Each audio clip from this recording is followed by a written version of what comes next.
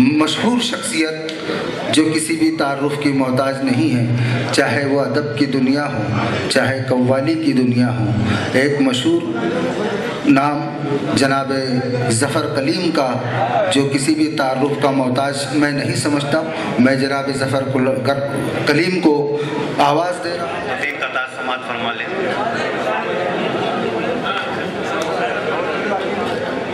عرض کیا ہے کہ غلط کسی بھی روایت کو شائع مت کرنا، غلط کسی بھی روایت کو شائع مت کرنا، حرام روزی کے پیدا ذرائع مت کرنا، غلط کسی بھی روایت کو شائع مت کرنا، حرام روزی کے پیدا ذرائع مت کرنا۔ اور رسول پاک نے دین مبین سنوارا ہے، رسول پاک کی محنت کو ضائع مت کرنا،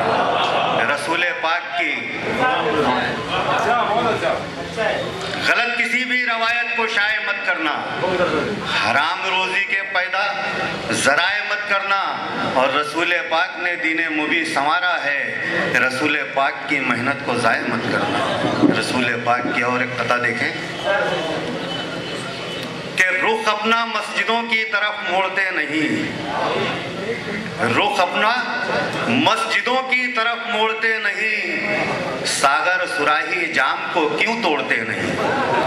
رخ اپنا مسجدوں کی طرف موڑتے نہیں،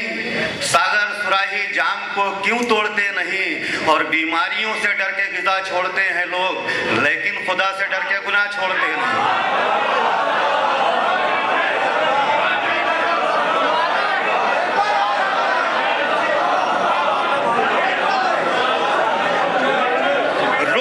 مسجدوں کی طرف موڑتے نہیں، ساگر سراہی جام کو کیوں توڑتے نہیں، اور بیماریوں سے ڈر کے غذا چھوڑتے ہیں لوگ، لیکن خدا سے ڈر کے گناہ چھوڑتے نہیں، لیکن خدا سے ڈر کے گناہ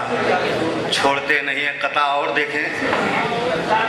بہت کسی پر طنز نہیں ہے لیکن یہ حقیقت ہے، یہ 4 مصروں میں بات میں پیش کر رہا ہوں کہ شریعت کی کبھی باتیں کبھی فتوے دکھاتی ہے، شریعت کی کبھی باتیں کبھی فتوے دکھاتی ہے، اور کبھی یہ جنتی ہونے کا دعویٰ بھی جتاتی ہے۔ شریعت کی کبھی باتیں کبھی فتوے دکھاتی ہے، کبھی یہ جنتی ہونے کا دعویٰ بھی جتاتی ہے، اور وہ جس کے ٹاپ کی چنگاریوں کی رب قسم کھائے، اسی غازی کو اب یہ قوم صندل میں نچاتی ہے، اسی غازی کو اب یہ قوم۔ شریعت کی کبھی باتیں کبھی فتوے دکھاتی ہے، اور کبھی یہ جنتی ہونے کا دعویٰ بھی جتاتی ہے، اور وہ جس کے ٹاپ کی چنگاریوں کی رب قسم کھائے، اسی غازی کو اب یہ قوم صندل میں نچاتی ہے، اسی غازی کو اب یہ قوم صندل میں نچاتی ہے۔